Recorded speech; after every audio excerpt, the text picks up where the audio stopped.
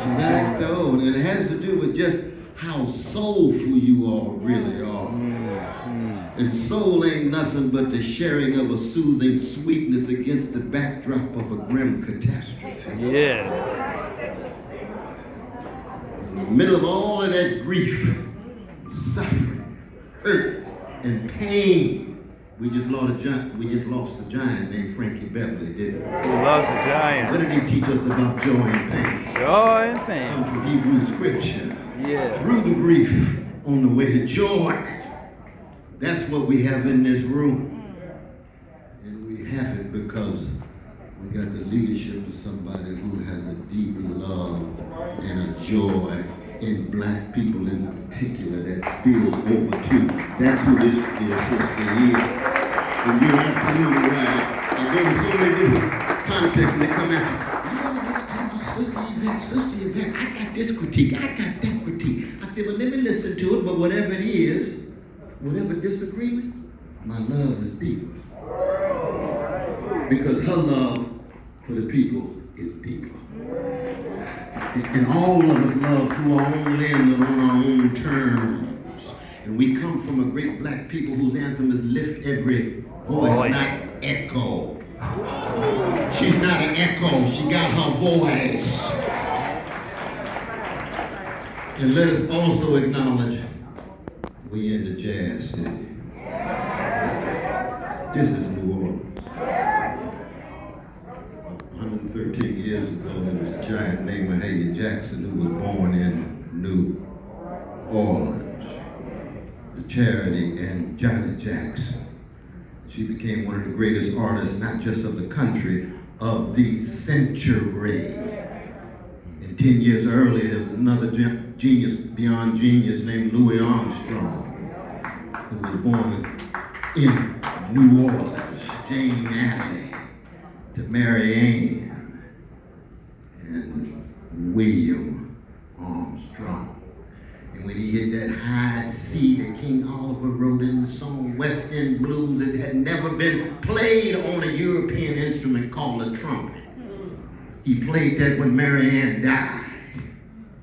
Catastrophe.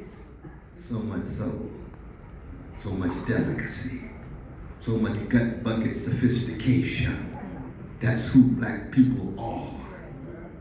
And when you think of what we're doing here, this is a wave of an ocean of a great black people who've been chronically hated for 400 years, every day, every month, every year, but still teach the world so much about love and produce love warriors every generation. That's what the reparations movement is all about. Love warriors.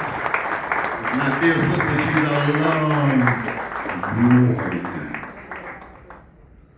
I was talking to my younger sister, she's Carnegie Mellon. She's from Mississippi. She said, I don't know where she is. If she is, she just wave her hand. But where is she? Have that sister stand. Have the sister stand up. Stand up, stand up. The young sister, young sister, young sister. Good. Gia.